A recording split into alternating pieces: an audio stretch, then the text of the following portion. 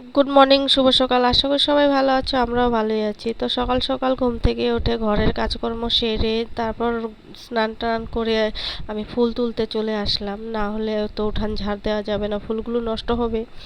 তাই ফুল তুলে নিয়ে আবার ড্রেস চেঞ্জ করে আমি আবার বাসি কাপড়টাই পরে নেব, তারপর উঠানটা ঝাড় দেবো, আবার স্নান করব।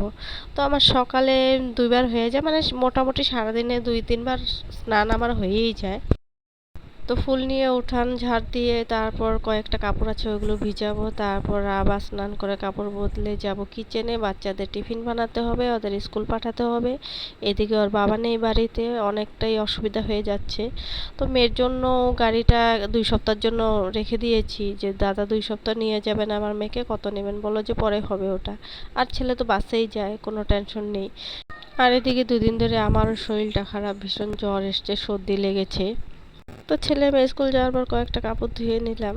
আর এদিকে কয়েকটা রয়েছে, ওগুলো পরে ধোবো, কারণ কি বৃষ্টির তো কোনো ঠিক ঠিকানা নেই, এই রোদ উঠে এই বৃষ্টি হয়। ম্যাক করেই আছে, এদিকে রোদ্রও আছে। তো বাকি কাপড়গুলো পরে ধোবো। আর ঘরে বিছনা তোলা হয়নি, বিছনাটা তুলে নিব, তারপর যাব কিচেনে, কিচেনটা পরিষ্কার করতে। রান্না হয়ে গেছে।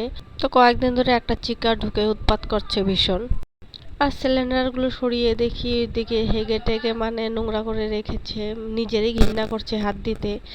তো আমারই তো করতে হবে, আর তো কেউ করে দিবে না। আর এদিকে গন্ধ মানে থাকা যাচ্ছে না। আর কয়েকদিন ধরে মারার চেষ্টা করছি, মারতেও পারছি না।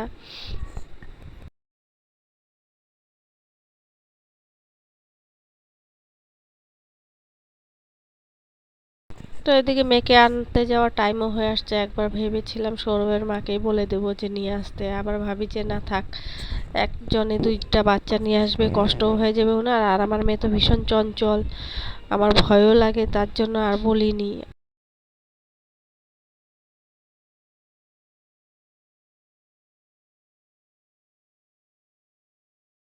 তো একটু চা ছিল, ভাবলাম যে বের হওয়ার আগে খেয়ে নেই। তো চাটা গরম করে নিয়েছি। আর ওইদিকে ওর মাও ফোন করে দিয়েছে যে বেরিয়ে পড়ো, আমি বেরিয়েছি। তো আমি বললাম ঠিক আছে। তো চাটা খেয়ে রেডি হয়ে বেরিয়ে পড়লাম। আর এদিকে দেখছিলাম ম্যাগও করছে, আস্তে আস্তে নাকি কাপড়গুলো ভিজে যায়। তো ভাবলাম আমি আসার পরেই আসিস, এমন না হলে আমার কাপড়গুলো ভিজে যাবে, শুকিয়েই গেছে। তো আজকে কাচড়ার গাড়ি ভরে গেছে বলে চলে গেছে, পরে আসবে বলেছে। তো মনে মনে ভাবছিলাম আমি আসার পরেই আসিস। আর এদিকে দিদিকে দেখে বললাম দিদি কখন আসবে, বললো যে আসবে 11টা নাগাদ, 11:30 নাগাদ। তো মনে মনে ভাবলাম আমি তো আর ঢুকবোই 12টার সময়, এসে তো আর পাবো না। ডাস্টবিনটা বাইরে বের করে রেখে গেলেই ভালো ছিল, কিন্তু মনে নেই। আবার রিটার্ন যাব, এদিকে ওর মাও চলে এসছে, বলছে তাড়াতাড়ি আসো, টেকার চলে এসেছে। কিন্তু আমি ভাবলাম যে থাক, আজকে দেবো না, পরেই দিব। তো মেয়েকে ঘরে নিয়ে এসে ওকে খাইয়ে দিয়ে দিলাম একটু কিছু, পরে ভাত খাওয়াবো, বললো পরে খাবে ভাত। তারপর ফ্যানগুলো মুছতে লেগে গেলাম, কারণ কি ফ্যানগুলো অনেক নোংরা হয়েছে, যার জন্য হাওয়া লাগছে না ভালো করে। আর রাত্রে মশারি টাঙালে আর হাওয়াই ঢুকে না, তার জন্য ফ্যানগুলো মুছে নিলাম। তো প্রথমে বাইরের রুমেরটাই ধরলাম, ভাবলাম যে আগে এটাই করি, এটাই বেশি নোংরা হয়েছে, আর ভিতরটা পরে দেখে নেব। তো টুলটা নামিয়েছি, অনেক দিন হয়েছে, উঠাতে হবে। কি করছে?